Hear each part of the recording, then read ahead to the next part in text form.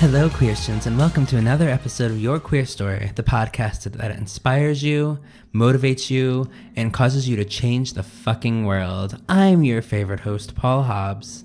And I don't know what the fuck he's talking about. You're giving us way too much credit. I am the other host, Evan Jones. That's right, the other host. I'm and changing your title. We're here to help you get raging boners. Oh, every day. That's our whole goal of this. We are on episode 60, people. Can we my God. When we started this podcast, we are known for not sticking to anything. Oh, so known. We start a project and then it's done after like a month. The dogs are trying to invade. Go. Get out of here. Hi, cutie. I love you. Get out of here. Come on.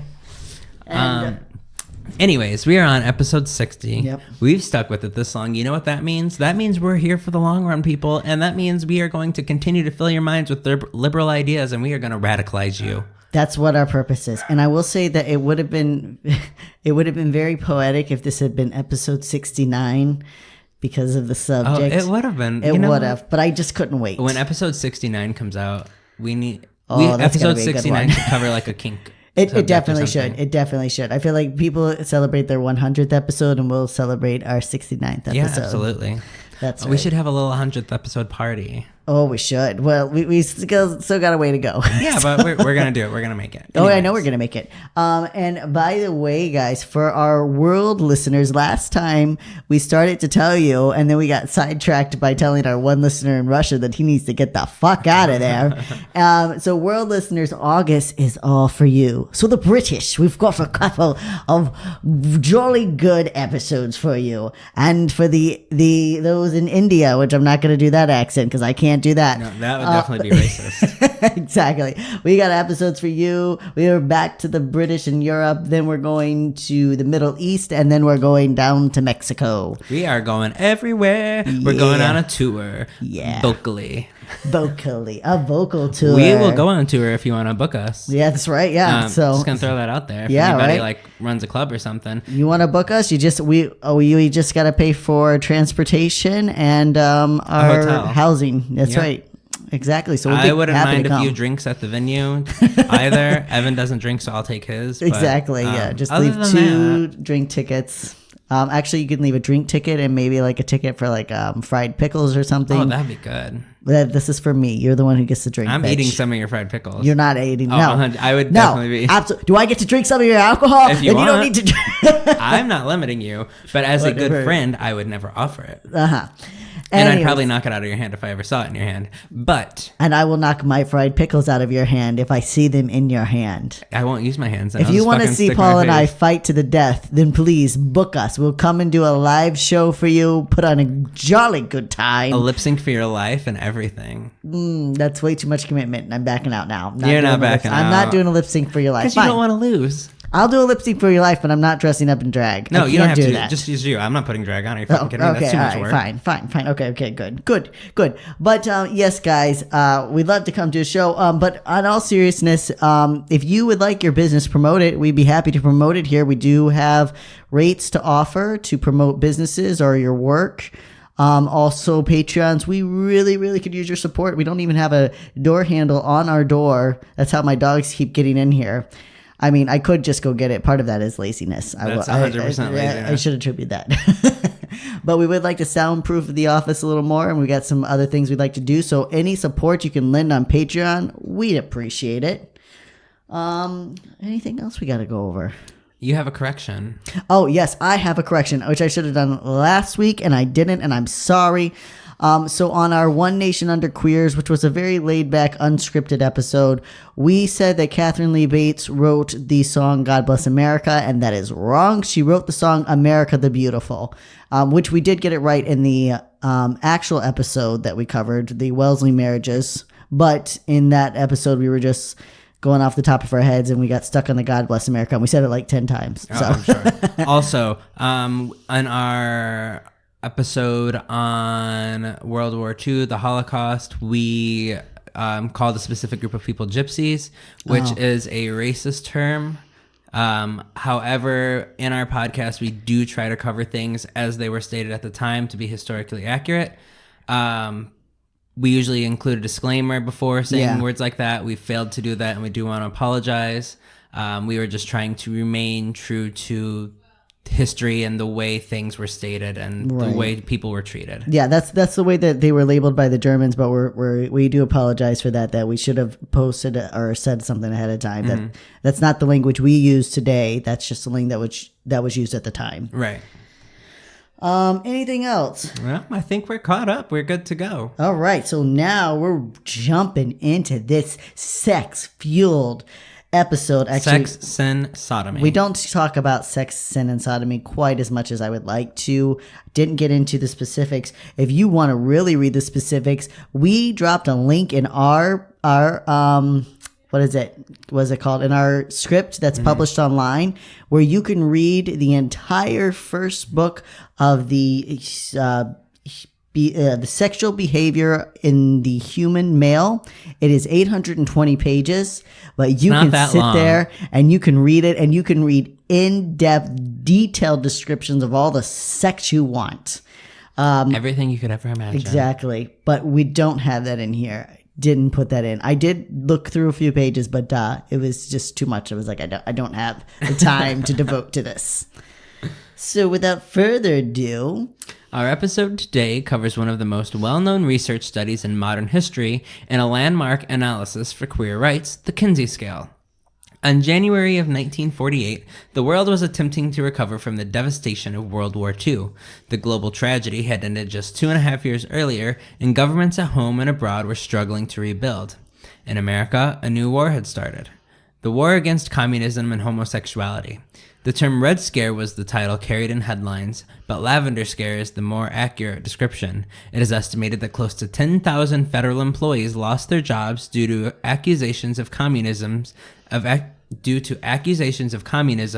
can be traced back to sexual deviancy, a term used to describe homosexuals. Many of these fired were also forced to endure public federal hearings, and many more were imprisoned or sent away to asylums simply because they were queer. Which we covered in a 2-part episode, the Lavender Scare, episodes 10 and 11. And although the sound quality isn't great, I'm still very proud of those episodes. Oh, those episodes are great. I did a lot of research for that. We don't sound as smooth and sexy and succulent. We sound a little staticky, airy, and echoey, but it was still a great episode. But the research is good. And we also put in a link to a great book that we also used as a reference for this episode. And so it was the beginning of this eruption of turmoil that Professor Alfred Kinsey published his 820-page research study on the sexual behavior in the human male. He was a zoologist from Indiana University who inexplicably had decided to switch his research focus to human sexuality. The first page dedicated the book to the 12,000 persons who have contributed to this data and the 88,000 more who someday will help complete this study. Which that was his goal, 100,000 people. He would not get there. But I would say that since then, at least 100,000 people have been studied on sexual issues. Oh, yeah. And in the preface of the book, it boldly stated, certainly no aspect of human biology in our current civilization stands in more need of scientific knowledge and courageous humility than that of sex. The history of medicine proves that insofar as man seeks to know himself and face his own nature, he has become free from bewildered fear, despondent shame, or errant hypocrisy. As long as sex is dealt with in the current confusion of ignorance and sophistication, denial and indulgence, suppression and stimulation, punishment and exploitation, secrecy and display, it will be associated with a duplicity and indecency that lead to neither intellectual honesty nor human dignity. The book was the most comprehensive and in-depth study on sexuality ever published in America, and it was one of the first studies that largely diverted from the traditional writings about deviant sex, meaning any sex outside of heterosexual marriage. The Kinsey reports would split open the discussion about sex in America, and this is why many have dubbed Kinsey the father of the sexual revolution. What is possibly most astounding about this report, and the one which would follow 5 years later, Sexual Behavior in the Human Female, is how popular they were. As one can imagine, an 800-page scientific discourse on anything is bound to be a bit dry, let alone a research published by a zoologist best known for his studies on gall wasps. Yet both books would stay at the top of the New York Times bestseller list for weeks, even after the Times initially refused to advertise or even review the book. Yeah, it's astounding, really. Like, I mean, when you think of a New York Times bestseller and this book, and it is dry. I mean, there's definitely, and again, I have not read the whole book. I skimmed through, flipping through. There were some interesting parts, and there was a lot of like medical jargon when you're like, what am I reading? Like, you had to really focus on what you're reading. So for this to be at the top of the bestseller list, even in the 30s when they didn't have much or 40s when they didn't have much television, still quite an accomplishment. So who the hell was this Alfred Kinsey anyway? Born on June 23rd, 1894 in Hoboken, New Jersey, Alfred's parents were poor, devout Methodists. It was often said that Alfred Sr. was the most devout Christian in Hoboken. Unfortunately, his allegiance to the church seemed to supersede all else, and his children struggled beneath the load of his overbearing standards. Alfred found relief in nature. He joined the Boy Scouts at a young age and would eventually earn the highest rank of Eagle Scout at age 17, which it was early on. He was one of the first actual Eagle Scouts, if you're Boy Scouting into that. So the exposure to the outdoors no doubt fed Kinsey's love for botany and zoology. He developed a close mentorship with his high school science teacher and excelled in all of his studies. Alfred would graduate Columbia High as the valedictorian of his class in 1913. But while his father encouraged his son's love of the Boy Scouts, an institute deeply rooted in Christian values, Kinsey Sr. had issues with his son's love for science. While Alfred wanted to pursue his studies in botany, his father thought the field was a waste of time. Instead, the two reached a supposed compromise when Kinsey Sr. pushed Alfred to enroll in the Stevens Institute of Technology, a local college that is actually one of the oldest technological universities in America. Alfred lasted 1 year at the tech school. The following fall, he defied his father and headed to Brunswick, Maine to attend Bowdoin College. I think it's Bowdoin. Bowdoin College. Bowdoin. It's an ugly name. Wow, rude. That's an old college. Go ahead. College was and is renowned for its liberal arts programs to the people who don't get a job, but also its history of producing scientists and explorers, the people who do get jobs. In fact, you just insulted all of our artists. Every single one. You better take that back. Every single listener. Yes, you did. Yeah, right. Yeah, like we have any scientists listening to this. Everyone's like, hey, I'm a liberal arts major. Good luck. Thank you for contributing. We're sorry that our society does not value you. Oh, yeah. It's not your fault. It's just like... in fact, just a few years before Kinsey arrived, Bowdoin alumni Robert Peary had led his first successful expedition to the North Pole. Alfred was finally among his people. So Alfred's struggle with his dad would be a lifelong battle, well, at least as long as his dad was alive. Mm-hmm. And it just... And a lot of people speculated, which I didn't put in here, that Alfred, a lot of what he did was in defiance of his dad. Like, you're such a devout Methodist Christian. I'm going to be the exact opposite. A lot of people said that he was an atheist. There's not a lot of evidence. There's not evidence to support or contradict it. Atheists don't fucking rub it in your face. They're not like, here, come join the Church of Atheists. Let me hand you this pamphlet. Let me hound you down. Let me fucking harass you. Let me stalk you. Let me fucking talk to you every time I see you. No, atheists are like, I don't give a fuck. I'm not going to talk about it ever. Because you know what? It doesn't matter. No, that's true. And I think that he probably was an atheist, or at the very least agnostic. Mm-hmm. I'm just saying there's not a lot of evidence to support either way. But it does seem that he said a lot of what drove him was to like defy his dad. Mm-hmm. Like, this is you on this end, this is going to be on it. Like, you hate anything to do with sex, I'm going to devote my whole fucking life to studying sex, you know? So Alfred graduated with degrees in biology and psychology in 1916. His father did not attend his son's graduation. Kinsey then headed off to Harvard to continue his studies in biology, specifically entomology, the study of insects. While at Harvard, Alfred found great academic and professional success and became known as a leading expert on the subject of gall wasps, which I looked up and they look horrifying. Of course, I mean, I guess you have to have an expert on everything, right? Yeah, someone's got to do it, and he was genuinely passionate about it. Like, I don't understand the capacity to be so passionate about one specific insect. No, I couldn't. But like you said, someone's got to do it. Mm-hmm. Someone does. So after earning his doctorate in 1919, Alfred began to scour the country in pursuit of samples of gall wasps. He would submit over 5 million samples to the Museum of Natural History in New York City. That's a lot of wasps. That's a lot of wasps. 5 million? 5 million. Like, I guess he would just grab hives at a time and then he would die. I don't know. This was his passion, his first passion. For 20 years he did this. You know, some people like food. Some people like gall wasps. Everyone's got their kink. Everyone's got their thing. So he also began to compose work on a high school science textbook, which was among the first to fully endorse evolution as a basis of fact rather than a mere theory, which is what my high school still taught in fucking 2006, that evolution was just a theory and most people didn't even believe in it. Hey, you were taught a lot of weird things. I was. Alfred also found love in the midst of all his career pursuits. He met, and 2 months later, married a fellow scientist and Indiana girl, Clara Macmillan. That's the most Indiana name I've ever read. I think I had a friend that was close, maybe Sarah McMillan. To no surprise, Alfred Sr. did not attend the wedding. Clara would be a cornerstone of Alfred's work to come. She encouraged him in his studies, and she also allowed him to explore his sexuality, as he allowed her to do the same. We don't have the details as to when the couple first opened their marriage, but it seems that sometime within the first 10 years they began to explore polyamory, a fact that had to be hidden from the world during the early part of the 20th century. The couple also had 4 children. Sadly, their first son, Donald, died at age 5. It seemed of little consequence at the time, but Kinsey met Clara when he was still a virgin. Alfred would later admit he had struggled with his sexual identity for some time. The term bisexual had not been coined yet, and of course there was little information readily available for those questioning their sexual desires. Kinsey felt conflicted over his attractions to both men and women. When he and Clara were first married, they both struggled in the bedroom. I always thought that my wife and I were really open about our sex life. Like Alfred Kinsey, he wins. He wins for how open he was about it. There you go. However, and there was a rumor that it was because he had such a big dick. I don't know. But that was a rumor.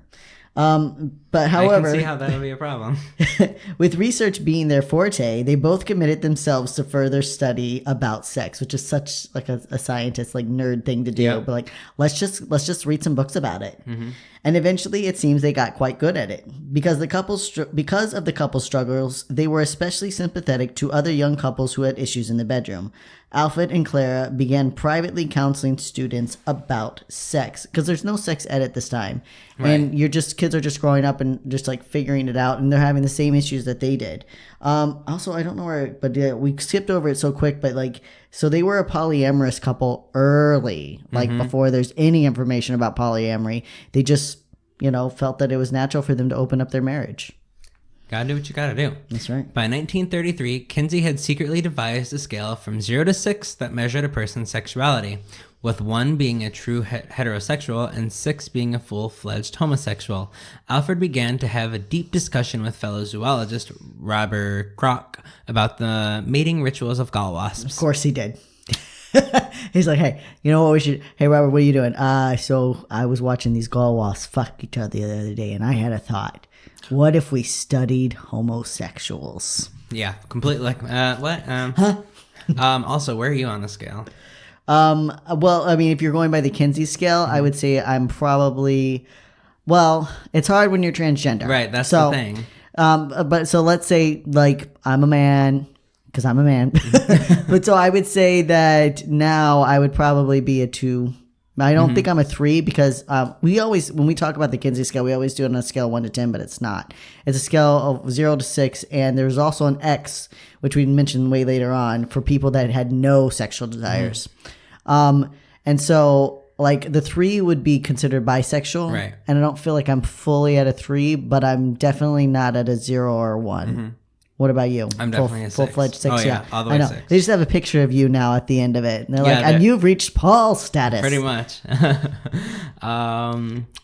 These talks soon turned into discussions about human sexuality.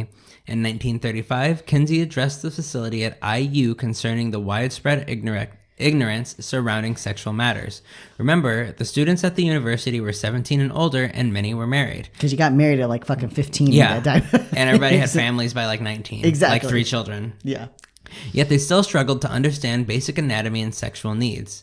2 years later, Alfred mounted a counter-campaign against an anti-sex ed crusade raging through the campus. The following year, in 1938, he was given a chance to teach a non-accredited course titled Marriage and Family. He stated in one of his early lectures, if Americans were not so inhibited, a 12-year-old would know most of the biology which I will have to give you in formal lectures as seniors and graduate students. The first year, 98 students enrolled in the class. By 1940, over 400 young adults were lining up to take Professor Kinsey's marriage and family course. You should know basic anatomy. Right. You need to know your body. You need to know what's going on. Yeah. You need to know what's going on in other, like, you need to know, because you cannot make decisions. You cannot properly take care of yourself. You cannot properly plan if you do not have People information. still believe that masturbation made them blind. I mean, this is late 30s, early 40s. People believed that if they masturbated too much, they would go blind. That's why everybody was fucking miserable. That's why they were going to war. That's why you're fighting one more after another, because you just can't fucking jack off. You can't fuck who you want to fuck, when you want to fuck, how you want to fuck. You don't even know how to fuck. You don't know how to fly into clitoris. You don't even know that there is a clitoris. You know? Like, it's just, it's ridiculous. And it shows that there was a desire, because there's always this, when we remember history, when you hear conservatives talk about history, they talk about how moral and clean we were. But books like From Here to Eternity, which was a very erotic book at the time, were incredibly popular. And we showed within 2 years of doing this class, 400 students are enrolling in it. It's the That was most my entire popular high school class. population. Yeah. Right? That's like triple my high school population. So like 400 students are enrolling in this class. It was hugely successful. In 1941, Alfred Kinsey formally launched his research into the study of sex. He secured a $1,600 grant from the National Research Council's Committee for the Research on the Problems of Sex. God, I tell you what, medical books and names of committees, the whole thing. Also, I love how they said research on the problems of sex, because of course sex is such a negative thing. Over the years, that amount would increase to 40,000, equivalent to over 400,000 today. Kinsey began to gather a team with sexologists Wardell Pomeroy and Clyde Martin as leads. Wardell was a graduate of IU and worked as a psychologist at a local hospital. Clyde had been a student at IU and had befriended the professor several years earlier. He eventually took a job as Alfred and Claire's gardener. By now, Alfred and Claire had long since opened their marriage, and Kinsey and Clyde began an affair. There are conflicting stories as to the nature of their romance. Some have suggested that Clyde, while he was bisexual, felt pressured to be in a relationship with Kinsey. Others have suggested that the men shared a mutual friendship a mutual friends with benefits relationship for about 5 years. And I don't know if this was his first relationship with a man, but it was the first one that he really explored himself. And Clyde would go on to marry another woman, and there was even rumors that Clyde also had a relationship with Mrs. Kinsey later on. They were doing whatever they wanted to do. He was very much, and I didn't put it in here enough, but he was very much about promoting, when he started, especially when he started working on it, he very much pushed his people to explore their sexuality and explore it outside of their marriage. And he actually faced a lot of criticism later on. Well, if they weren't getting married at fucking 15, they could have already explored. That's true. That's the problem. That's true. But even then, even if they weren't, but yeah, you're right. They didn't have a way to explore it. But a lot of people felt that he pushed them too hard to do things that they didn't want to really do. Yeah. Saying it's for the good of the research. We've got to do it. And so their marriages fell apart and they blamed him. But I mean, and it may be, I'm sure there were, if he was pushing two people hard, he could have caused collapses in marriages. Absolutely. Yeah. But also, if you're getting married at 15, is your marriage going to last? Statistically, probably not. Probably not. Exactly. Well, that's the thing. And you're not educating, like you said, you're not exploring yourself. And then all of a sudden you're awakened to your sexual possibilities, and you may realize that the person you want to be with isn't who you want to be with. Absolutely. That's the thing. When you explore sex, you don't know what you're going to find. Glad I did. Between 1939 and 1947, Kinsey and his team claimed they managed to secure sex histories from 12,000 individuals all across the United States. Later, it would come to light that some of these records were fudged to lend more validity. So-called validity. Right, yeah. For instance, Kinsey claimed to have interviewed several admitted pedophiles, when in truth, he only interviewed one open pedophile. He also had a habit of marking people as married when they were actually single. But some of this can be attributed to the laws and understanding around marriage at the time, in contrast to Kinsey's own understanding of marriage and commitment. However, even if some of the testimonies were thrown out, there is still a substantial database of research that would be published in 2 separate large volumes. Yeah, so it's hard because he did, it was later found that he would fudge numbers because he wanted to seem like he had researched a larger pool of people than he had. It's hard to find an open pedophile. in today's age, yeah, let good alone in the 40s. The only way right? you would ever find somebody like that is probably if you actually interviewed somebody in prison. Like, right, exactly. Nobody's going to come out and say that. And he did interview people in prison, but even then, like in prison, like even today, if you found out you're a pedophile, you get beaten to death. Yeah, absolutely. And, because he didn't have the means that he used to, like it was hard. It was hard. I'm not justifying. I don't think he should have fudged his records. I think that's wrong, but he was trying to prove a point. There's enough people researched that I still think that the research is valid. Right. And that's what most people have found. Yes, there were errors. Yes, there were problems. It is warranting of criticism, but that doesn't invalidate the entire research. Right, absolutely. Again, we've got like almost 2,000 pages worth of research. It would be really hard to invalidate that because you found a couple of indiscrepancies. Mm-hmm. So in truth, Kinsey collected even more histories. However, for the publishing of the Kinsey Report, he only published the accounts of white people. The claim was made that there weren't enough test samples from black histories to be used in the initial publication. While orientation and sexuality in themselves are not varied based on race or culture, sexual expression does vary. It is true that it may have been difficult for Kinsey to collect a large amount of sex histories from communities of color, and perhaps Kinsey felt publishing the histories of black and brown Americans would present a bias. Or perhaps Kinsey himself was biased. We do not know, as the histories are currently locked away. They're literally locked away. You can't see it. Whatever wasn't published, we don't have access to right now. However, some have suggested that Kinsey still slipped in some histories of people of color. Regardless, the first volume of Kinsey Reports, Sexual Behavior in the Human Male, was published in 1948. It cataloged 5,300 male subjects and cataloged everything from masturbation and fantasy to premarital sex and, of course, the iconic Kinsey scale. By far the most sensational piece of the 800-page document was the Kinsey scale. Here, Alfred had laid out a 7-point scale which measured a person's heterosexuality or lack thereof. 0 was for the fully heterosexual, 1 was for heterosexual but incidentally homosexual. I accidentally slipped that dick in there. I don't know what happened. Oops, oh my god, is this a dick? I And didn't even realize. Meaning the participant had at least one homosexual experience. This could be anything from a wet dream about another man to an innocent handjob in middle school. 2 was heterosexual, but more than incidentally homosexual. Is that dick there again? Oh my god. Damn it. I thought I put that away in my collection of, what was it called? Collection of temptations that I was never... My sin pile. Yeah. This means the person had more than a few hand jobs. 3 was equally heterosexual and homosexual, what we would call bisexual today. 4 was predominantly homosexual, but more than incidentally homosexual. Oh, that's more than incidentally heterosexual. 5 was predominantly homosexual and only one incidentally heterosexual experience, and 6 was the all-out heterosexual. Oh, that's homosexual. I'm sorry. There's too many hetero homos and it keeps going out. And 6 was the all-out homosexual. I gotta edit this. I can't have that because then people are going to be reading it and they're going to be all confused. Yeah.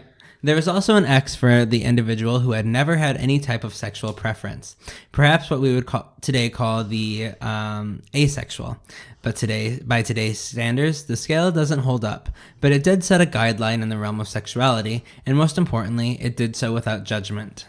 Yeah, that was a big thing because he was very big about not judging these people for what their things. There was room for some criticism, we'll get to in a minute, but in the book, Kinsey calls out the injustice against sex perverts and deviants, again, all names used for homosexuals and transgender individuals, but mostly really towards homosexuals because people weren't as aware of trans individuals. He decries the harsh crimes laid against those who do not follow the strictly heterosexual path.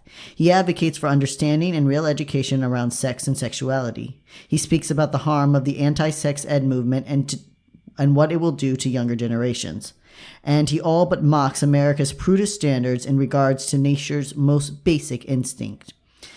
Kinsey had interviewed people from all walks of life: businessmen, students, prisoners, sex workers, open homosexuals, closeted homosexuals, proud bisexuals, uncertain heterosexuals, cisgender men and women, and no doubt transgender individuals. I don't know that there were specific studies of a transgender individual, but I can't imagine that in that. There. Yeah, there had to be some people there that were trans that he didn't know just by going off of stats. Yep. In fact, his wide array of interviewees has also been used as fuel to call his research into question, as bias pushes people to trust the truthfulness in stories from the world's deviants. So a lot of his his critics were like, well, how can we trust the sex workers and the prisoners? And are they even telling the truth about their sex histories? They're making this stuff up. Exactly. Though there is something to be said for public outcry against Dr. Kinsey's 17-hour interview with pedophile Rex King. Kinsey painstakingly took down details of King's rape and abuse of children. Witnesses claim that Kinsey's subordinates were so disturbed they left the interview early in disgust, leaving the doctor alone with the pedophile. And this was not someone who was in prison. Like, this was a man who like admitted to him that he was a pedophile and like in detail described abuse from 2-month-old babies to like, all the way up through like 16, 17-year-old boys. Wow. Horrible. So yeah, it was a really tough and it was a really tough thing. And it's hard because someone's got to study the pedophiles, just like someone's got to study the gall wasps. There's no way that it can be prevented if there's no knowledge on the subject. Exactly. But or treated or, anything. Yeah. You can't prevent something from happening if you don't know anything about the subject. Exactly. And a lot of the people said that Kinsey should have reported Rex King. And I think he should have, because I don't care. Like, he made this agreement. He was honoring a professional agreement, which I'll interview you and I won't report any of this. I won't report your name to the feds. But the horrendous things that the man did, yeah, I don't know. That's a tough one. I would have reported him regardless. I know, right? Like, fuck you, man. Like, you don't deserve to be honored, So that was one of the things against him the strongest criticism that I agreed with, that I was like, yep, that's valid. Yeah. So, anyways. Kinsey's findings were unnerving to a nation that had steeped itself in hypermasculinity and heteronormality since the war. He reported that 37% of adult men had engaged in some kind of homosexual deviancy, with that number rising significantly for men that were older but still single, which makes sense. One, because if you haven't found a woman, you still got to do it somehow. And two, if you're not dating a woman because, you're trying to not do that because you don't like that, clearly you're not going to be married. It's like, I want to find a woman, I do, but all these dicks, they just keep slipping into my mouth. I don't know. And I don't mean for them to, but they're there. It's my temptation. The doctor also wrote that teenage boys were 55% more likely to explore sexual activity with another boy. Which is common. Yeah. And 10% of all men had been exclusively homosexual for at least 3 years of their life. The 10% statistic, which is still reported and commonly known today. Yeah, when people say 10% of people are queer, that's where they're getting that from. Kinsey found out a lot of other things about male sexuality, such as the fact that 50% of white married men indulged in extramarital affairs. Surprising. Between the infidelity and the homosexual claims, Life magazine exclaimed, new worlds of suspicion were opened to doubting wives by Kinsey's revelations on men. As for the public reaction, it was a mix of hypocrisy. While religious leaders and politicians called out the immorality of the study, the books continued to climb to New York Times bestseller list. And like we said at the beginning, initially they wouldn't even review the book. Like, New York Times, like, no, we're not going to. But then it was so popular, they had to. Yep. One religious leader claimed the sexual behavior of the human male was the most anti-religious book of our times. And he was like, fuck you, Dad, I made it. Exactly. Yeah, which was just a big compliment to Alfred Kinsey. Celebrities made jokes about the report in songs and television shows. Even famed entertainer Mae West, who we will cover one day, I've said that before, absolutely. lamented that Kinsey had taken away her bit when he started talking about sex. Mae's like, that's my stick, man. And the comic Martha Ray wrote a song called Oh, Dr. Kinsey, which I wanted to find, but I didn't have time to look. I don't know if it's out there. So if you find it and you want to send it to us, that would be great. Oh, Dr. Kinsey, which sold 500,000 copies. And again, this is in the 40s. Yep. While conservatives condemned the book and liberals poked fun, the queer community was alive. Harry Hay, the founder of the Madison Society, the first openly gay establishment, once joked he carried the Kinsey report around like a Bible. Samuel Stewart, a gay man interviewed by Kinsey, stated, "It blasted the damn country wide open. There wasn't a radio stand-up comic or a television comic or a nightclub comic who didn't have 1,000 jokes to make of it. His name was a household word. Even the dumbest guy on the street had heard of Kinsey. He was our Stonewall. After that, everybody began to know and would look at the straightest guy on the street and say, 'Are you gay?'" Oh, they've definitely tried something. Oh, yeah. In 1953, Kinsey released his second volume on the report. This one titled Sexual Behavior in the Human Female. Not surprisingly, this volume didn't get quite as much attention. It was sold for 30 cents less than the other one. Oh, definitely. And they were like, you don't need to know anything about that. That nobody needs to know, because guess what? If it doesn't have to do with males, it's not relevant. Just a bunch of women. Though it did hit the New York Times bestseller list like its predecessor. It also landed Kinsey on the cover of Time magazine for that year. He stated simply that his goal behind the research was to show nearly all the so-called sexual perversions fall within the range of biological normality. Kinsey found that 7% of women fell into the bisexual category, with only 1% of women as strictly homosexual, a number that's been hotly disputed since. Yeah, I don't believe that. I don't believe that either. And again, we must factor in social and cultural acceptance of an idea, a concept that Kinsey did not weigh in another criticism of his studies. Yeah, so it's more acceptable for women to be with women, so it's not counted as the same, right? So he just, again, he didn't factor in cultural aspects at all. Not that makes a person gay, but it goes into the way a person sexually expresses himself. Yeah, absolutely. A concept that, his biggest contribution to women, though, came in his defense that women experienced a near equal desire for sex as men. Because everybody's, women just aren't sexually, they're just not aroused. They just don't want your old, nasty, smelly, weird, misshapen thing. You know what they really like? They really them. like when you don't rape them. That's the thing. That's They're just the thing, like, hey, surprise. Yeah, I wouldn't have known that. When you don't harass them at work and make them have sex with you so that they can get a promotion or keep their home, they tend to like sex otherwise. Right, yeah, maybe. I don't know. Just a thought. He also did an in-depth explanation of the female orgasm and speculated that the clitoral orgasm was equal to or stronger than the vaginal orgasm, a concept that had always been taught in the opposite way. This new information... Of course it had, because it wasn't about pleasuring a woman. It was about how deep you could get your dick in her. Yeah, absolutely. If you're working on the Exactly. you are not penetrating, or you are, but you're not. I don't know. It's different. I don't know much about this. I don't know how this works. Talk about penetrating a woman. I don't know how it works. I know that you're supposed to rub it or something like this. And yeah, you're doing great. The point is that, it's not all about you getting your dick off. So, of course, you're not going to think about the clitoris. Right. This new information was especially empowering for women, and with the introduction of birth control a few years later, women began to view sex and explore sex in a new light. However, as usual, anti-LGBT groups had been stoking the flames of fear. The Red Scare, again more adequately known as the Lavender Scare, was at its peak in 1953. Eisenhower was elected to office in 1952 in a landslide victory over Adlai Stevenson, who himself, Adlai Stevenson, had been accused of being a homosexual. And if you want to see things that are similar to Trump, look at Eisenhower's inauguration in 1952. Pulling on Eisenhower's ear was the Reverend Billy Graham, an up-and-coming evangelist at the time and a staunch homophobe. Graham said of Kinsey's work, "It is impossible to estimate the damage this book will do to the already deteriorating morals of America." With the election of such a conservative president and the fierce pushback of the right, Kinsey's funding for research was pulled. It's interesting to note that this era birthed the era of conversion therapy. Wow.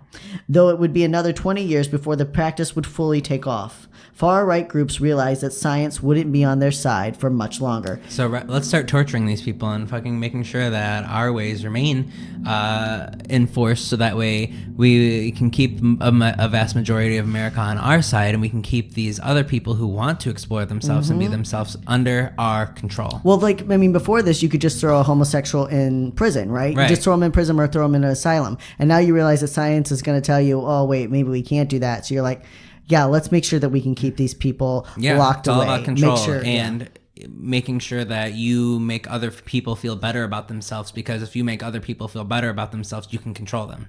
Exactly. Oh, what do you mean make them feel better about themselves? By religious leaders making certain groups of people feel better about themselves, superior over other groups of people. Superior, yeah. Of course they're going to follow you because you make them feel good. Exactly. Why would I not Because you're listen to you? heterosexual, so you're superior to the homosexual. Exactly. And then, of course, you want to be heterosexual, because if you're not, you don't get to be in our club. You can just control everyone. Yeah. Perhaps Time knew that Kinsey's work had been complete. Just 3 years after his research on sex had been shut down, Alfred Kinsey passed away suddenly on August 25th, 1956, of heart failure and pneumonia.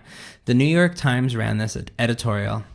The untimely death of Dr. Alfred C. Kinsey takes from the American scene an important and invaluable as well as controversial figure. Whatever may have been the reaction to his findings and to the unscrupulous use of some of them, the fact remains that he was first, last, and always a scientist. In the long run, it is probable that the values and his contribution to contemporary thought will lie much less in what he found out than in the method he used and his way of applying it.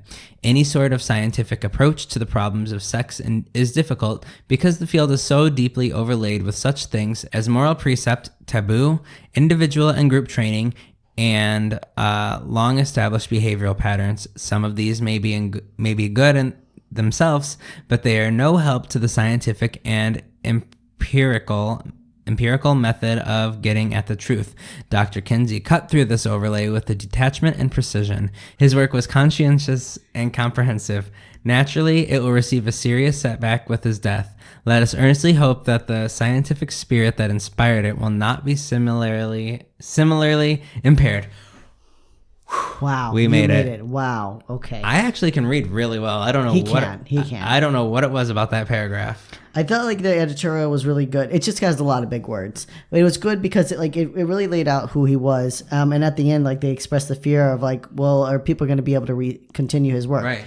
But he did. Though Kinsey had left this world, his legacy and research would live on and inspire countless more, including Dr. Evelyn Hooker, who we covered. The slut.